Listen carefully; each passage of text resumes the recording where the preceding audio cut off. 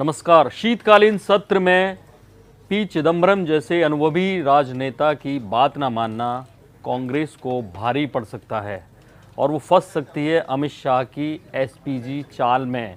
आज पी चिदम्बरम ने एक ट्वीट किया, भले ही जेल में है, उनके बिहाफ पे उनका बेटा या कोई फैमिली में कोई करता है ट्वीट। उन्होंने ट्वीट में साफ साफ कांग्रेस को ये सलाह दी और बड़ी सलाह थी कि आर्थिक मुद्दों पर सरकार पूरी तरह से गिर चुकी है, हर मोर्चे पर फेल है।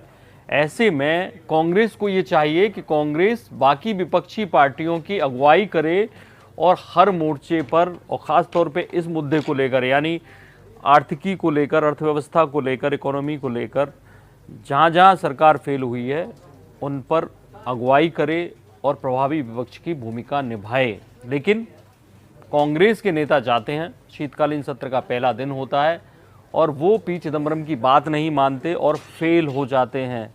ये पहला ही भाषण था।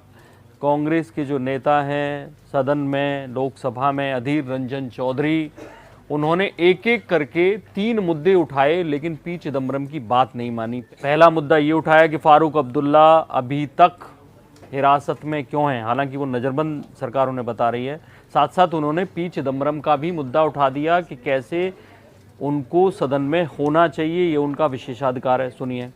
वजह यह है कि हमारे गृह मंत्री इस सदन में आश्वासन दिया था, वो भी 5 तारीख को, कि फारूक अब्दुल्ला साहब को हिरासत में नहीं लिया गया। उसका सेहत थोड़ा खराब है, बोलने दीजिए, संक्षिप्त में बयान देना चाहते। उनका सेहत खराब है लेकिन उसको हिरासत में नहीं लिया गया। लेकिन आज 108 दिन बीत रहे हैं, अभी भी फारूक अब्दुल्ला साहब हिरासत में है। ये क्या जुल्म हो रहे हैं, ये क्या अन्याय हो रहा है।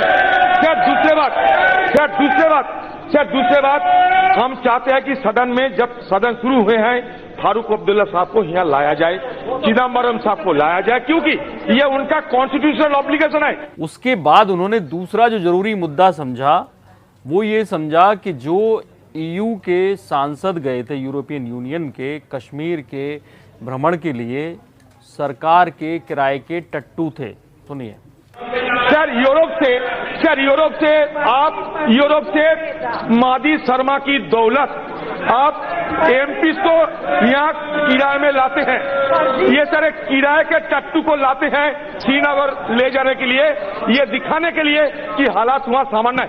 मैं 70 पार्टी के एमपी से पूछता है कि आप लोग का ये अपमान नहीं है क्या? यहाँ तक फिर भी ठीक था, लेकिन तीसरा मुद्दा हमें लगा कि वो आर्थिक मंदी या जो आरोप सरकार पर तमाम सारे लग रहे हैं इलेक्टोरल बॉन्ड को लेकर, आज ये खुलासा हुआ है कैसे आरबीआई की आपत्ति को खारिज कर दिया सरकार ने। लेकिन अधीर रंजन चौधरी ने उसे जरूरी नहीं समझा और मुद्दा उठाया पर्सनल गांधी परिवार की एसपीजी हटाने का। सुनिए। सर यह पूरा चर्चा हो, सर हमारे लीडर मनमोहन सिंह जी, सोनिया जी, राहुल गांधी जी, सबसे सुरक्षा कर्मी हटा लिया गया। क्यों विपक्ष लोगों को इस तरीके के अपमान किया जा रहा है? क्या कसूर है हमारा कि सोनिया गांधी जी, जिस गांधी फैमिली हिंदुस्तान के लिए जान गंवाए हैं, हमारा former prime minister Indira Gandhi, former prime minister Rajiv Gandhi जान गंवाए हैं, वो गांधी परिवार की सुरक्षा इस ढंग से उठा लेना की सही है? अटल बिहारी वाजपेयी जितने दिन तक जिंदा था उतने दिन तक उनको सुरक्षा प्रदान किया गया था। और जब उन्होंने ये मुद्दा उठाया तो आपने देखा सोनिया गांधी काफी असहज हो रही थी, लेकिन अधीर रंजन चौधरी का भाषण खत्म हो गया। लेकिन कहीं भी उन्होंने आर्थिक मंदी की, इकोनॉमिक मोर्चे की, पी चिदम्बरम की सलाह की चर्चा तक नहीं की। ऐसे कैसे लड़ेगी कांग्रेस इस सत्र में? क्या कांग्रेस फेल हो जाएगी? नजर रहेगी हमारी कांग्रेस नेताओं पर। अपडेट करते रहेंगे आपको। देखते रहिए इंडिया न्यूज़। सब्सक्राइब करें इन खबर। थैंक यू, नमस्कार। इन खबर चैनल को सब्सक्राइब करें और बेल आइकन दबाना ना भूलें।